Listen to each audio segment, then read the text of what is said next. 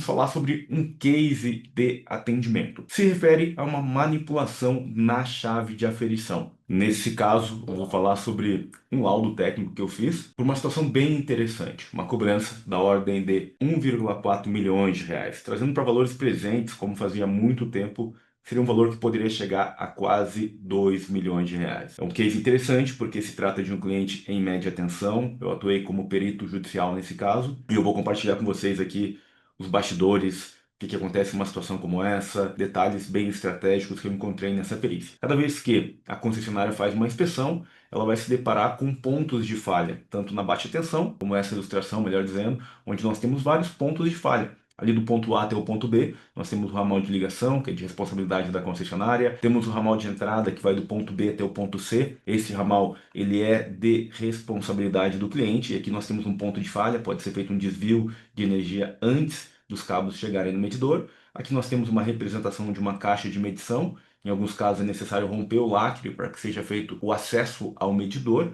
E em outras situações, pode ser que não seja nem necessário romper o lacre, como por exemplo a possibilidade de injetar corrente contínua. E aí nós conseguimos queimar uma das fases desse medidor e isso gera economia e obviamente a concessionária vai identificar. E temos situações que envolvem média tensão, onde o cliente recebe a energia elétrica e aí nós vamos poder ter, nesses casos, TP, TC, e para isso a gente tem outros tipos de equipamentos que estão sujeitos à manipulação, como por exemplo uma chave de aferição. E foi exatamente o que aconteceu nesse case de atendimento que eu vou mostrar para vocês. Vamos entender agora um pouquinho mais sobre as etapas aqui. A gente está resolvendo um problema, a gente precisa compreender essas etapas. Então a concessionária fez a inspeção, chegou lá, identificou uma irregularidade, isso se aplica para qualquer tipo de fiscalização. E nesse caso aí já é uma foto que a concessionária encontrou da chave de aferição. O que foi encontrado nesse caso aqui?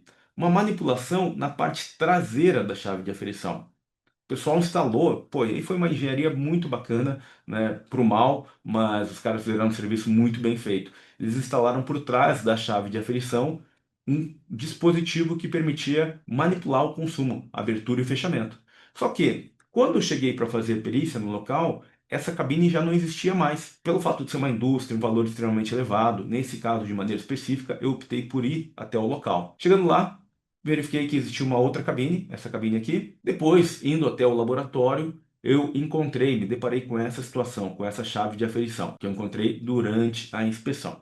Algumas considerações importantes. Esse cliente, por exemplo, ele passou por uma inspeção, a equipe da concessionária foi lá no local, identificou uma irregularidade, retirou a chave de aferição, às vezes pode ser um problema no medidor, substituiu, deixou funcionando e falou, olha, agora a gente vai mandar isso aqui para o laboratório. Depois, a concessionária, caso tenha algum problema, ela vai mandar uma cobrança para você de maneira retroativa. É isso que acontece na prática. Aí, esse cliente, ele não sabe quanto que ele vai receber de cobrança retroativa. Não tem a mínima ideia. Pode ser 10 mil, pode ser 100 mil. Nesse caso, foi um valor superior a 1 milhão de reais. Eu já atuei em causas cujo valor era superior a 7,6 milhões de reais. Trazendo para o valor presente, poderia ser superior a 8 milhões de reais. E nessa hora, quando o cliente recebe uma cobrança como essa, ele tem uma surpresa. Fala, opa, para aí, BO, gigante. E agora, o que eu faço? Eu pago? Como é que eu vou pagar esse valor aqui? Não tenho esse dinheiro. Isso seja um cliente industrial, muitas vezes clientes residenciais, valores de cobrança da ordem de 20, 30 mil reais. Existe um momento aqui muito importante que é a data da emissão do TOI. Data no qual a equipe vai lá, faz a fiscalização daquela unidade consumidora e aí a concessionária analisa o histórico de consumo por um período que pode chegar até 36 meses. Se ela conseguir identificar quando foi esse suposto início da irregularidade. Tá? Depois disso,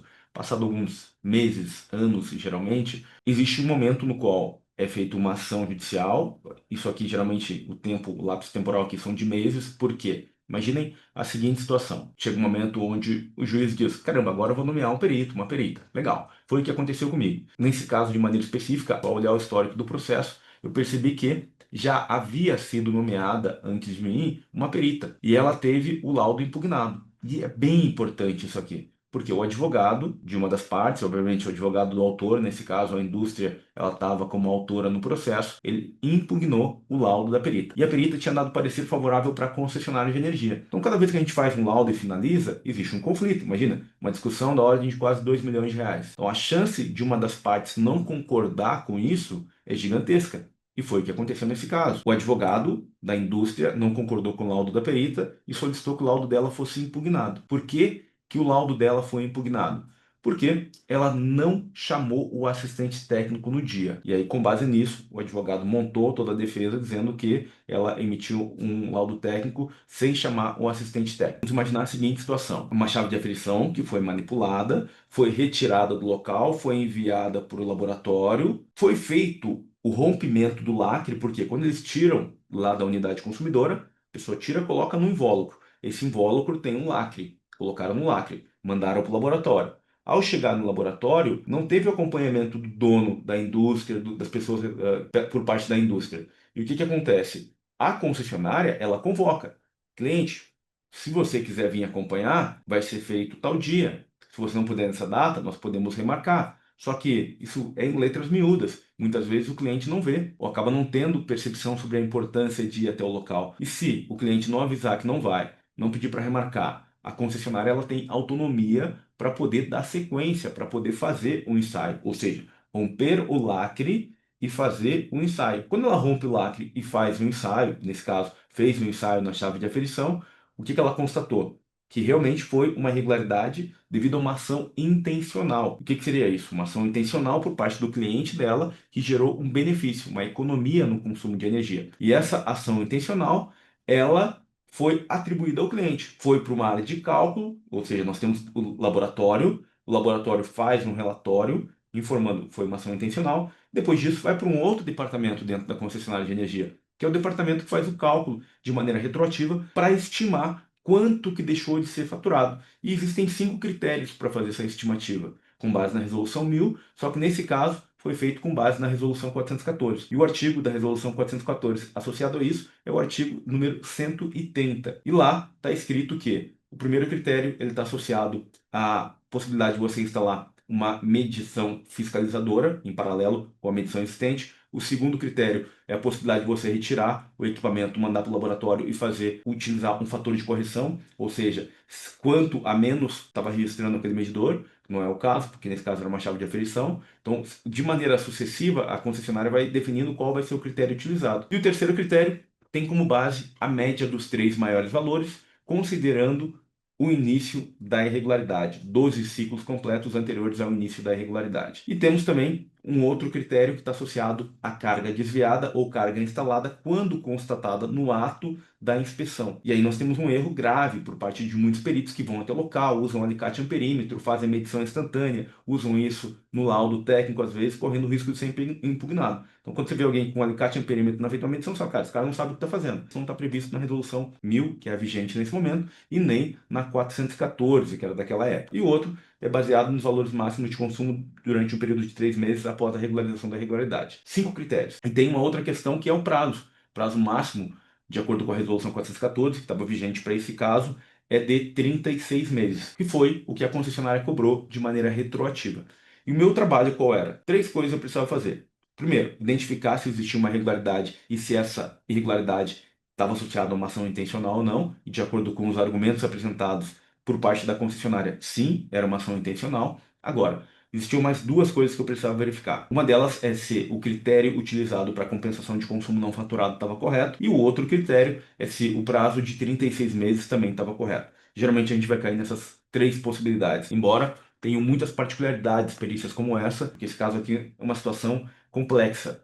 Tem vários cases que eu apresento que são situações muito fáceis. Ok, agora esse caso aqui é uma situação complexa. O valor da cobrança, 1.400.000 reais, desatualizados, poderia passar de 2 milhões de reais. Tem um outro case que eu quero trazer para vocês mais à frente, que é sobre uma cobrança da ordem de 7,6 milhões, trazendo para o valor presente, passaria de 8 milhões, a indústria ficou sem energia. Então tem muitos casos que são de alta complexidade e outros que são muito simples. Como eu comentei com vocês, o lacre já estava rompido. Por que estava rompido? Não era o mesmo lacre que existia inicialmente, porque a concessionária precisou romper para fazer a verificação na chave de aferição. Então, quando eu cheguei no laboratório, o que eu encontrei lá era uma outra situação. Não era a mesma situação inicial, o mesmo lacre inicial. E isso foi uma das coisas que o advogado questionou. Aqui são as fotos que eu tirei da própria chave de aferição.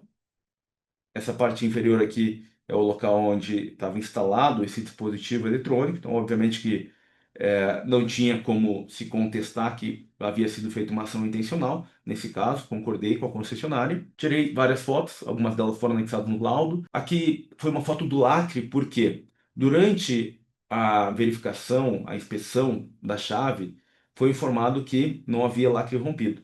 E aí nós constatamos em loco lá que o lacre estava rompido, só que isso nós só conseguimos ver no microscópio. A equipe de campo, ela não conseguiu ver a olho nu que o lacre estava rompido. Isso é bem importante mesmo, porque os advogados, eles vão geralmente bater nesse tipo de detalhe. Poxa, você está falando que o lacre está rompido, mas a concessionária está falando que teve uma manipulação do medidor, só que o lacre não estava rompido. Não foi informado que o lacre estava rompido por parte da equipe da concessionária, em situações como essa. Por isso, muitas vezes, pediu o lacre para a concessionária. Por isso que é importante, para quem trabalha em concessionária de energia, guardar as provas, tá? Isso é muito importante. Tem concessionária que descarta as provas. E aí depois, mais à frente, numa via judicial, ela acaba perdendo uma oportunidade, perdendo valores que ela teria direito, porque ela não montou o processo, ela não conseguiu comprovar de maneira adequada que aquela irregularidade foi através de uma ação intencional. Então, para quem trabalha em concessionária, sei que tem algumas pessoas aqui que trabalham, fica a dica aí que é bem importante isso. Um dos quesitos que foi feito pedia para que eu fosse até o local fazer o levantamento de carga. Só que nesse caso aqui eu fui até o local e aí chegando lá estava também presente o advogado da indústria, o dono da indústria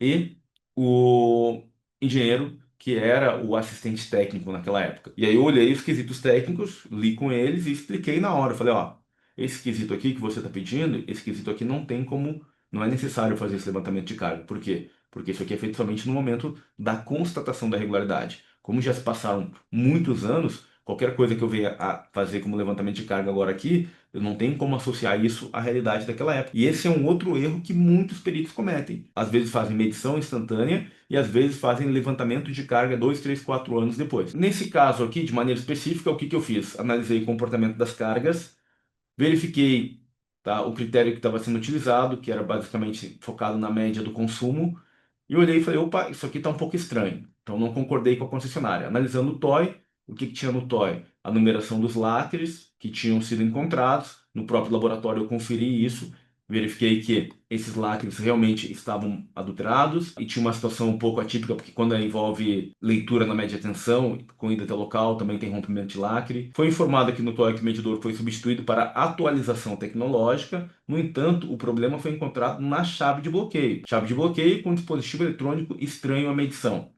Aqui estava o problema e não no medidor. Então nós temos que nos atentar em relação a isso. O que acabou acontecendo? A concessionária apresentou uma data como sendo a do suposto início da irregularidade. Eu precisava concordar ou não com ela. Nesse caso, foi essa data aqui que ela apresentou. Com base no histórico de consumo, aqui teve um suposto degrau de consumo e eu não concordei com ela em relação a isso, tá? Porque ela alegou que foi aqui que começou a fraude. Falei, não, não foi aqui.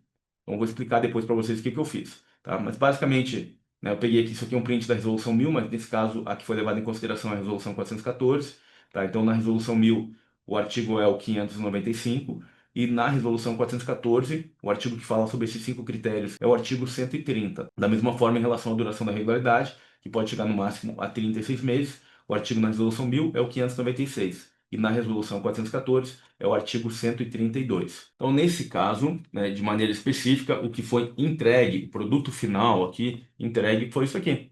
Foi um laudo técnico, tudo que foi feito, as atividades na indústria, as atividades no laboratório, as reuniões que foram marcadas, todo um contexto associado ao problema, aquelas informações ali dos lacres, teve até reclamação na ANEEL, detalhes da chave de aferição, tudo isso aqui. Eu vou pegar os pontos-chave. Já havia sido feita uma reclamação na ANEEL também, as atividades sendo detalhadas, as atividades que antecederam a elaboração do laudo. Uma das atividades foi uma reunião na indústria, nesse caso eu fui, quem foram as pessoas que participaram, tudo isso de maneira detalhada para que o juiz possa olhar. Fiz um resumo, tá? Uma pré-conclusão aqui. Depois eu fiz detalhes da reunião lá no laboratório, quem participou, a questão da chave de aferição, do local onde ela foi armazenada, do lacre, porque o advogado estava batendo em cima disso. Tivemos também aqui uma pré-conclusão do que foi encontrado lá no laboratório. E depois uma reunião com a equipe responsável pelos cálculos da concessionária. Essa reunião foi feita pelo Zoom, e foi onde eles me forneceram esse gráfico, apontando esse como sendo o início da regularidade. Vamos perceber que aqui tem uma linha média que eu criei aqui, marquei esse detalhe no treinamento, e aqui tem uma outra linha média. Com base nessa percepção de linha média é que eu concluí que essa não era a data do início da irregularidade. Então isso aqui estava errado por parte da concessionária de energia, tá? Com base nessa percepção do gráfico em si. Depois disso, nós fomos para a metodologia da elaboração do laudo. Na época, os artigos que eu comentei, o artigo 132 sendo referenciado, o artigo 130 são aqueles mesmos que eu tinha comentado anteriormente que estão lá na resolução 1000, tá? Só que a gente vai sempre pegar o que está vigente na data da emissão do TOI. Então, nesse caso aqui, a data de vigência era da resolução 414, por isso que eu utilizei aqueles artigos ali. Então, basicamente, aqui o que a gente tem? Caracterização do problema, ok, foi caracterizado. Segundo ponto é identificação se o critério utilizado pela concessionária está correto, são aqueles 5 critérios. E também tem a questão do prazo. Basicamente foi isso que eu não concordei, foi com o último item, que foi a questão do prazo. Ó, esse prazo aqui está errado. Por que está errado? Porque ela teria que ter identificado o início da irregularidade. São muito poucos artigos, e isso pode colocar vocês em um nível de diferenciação muito grande.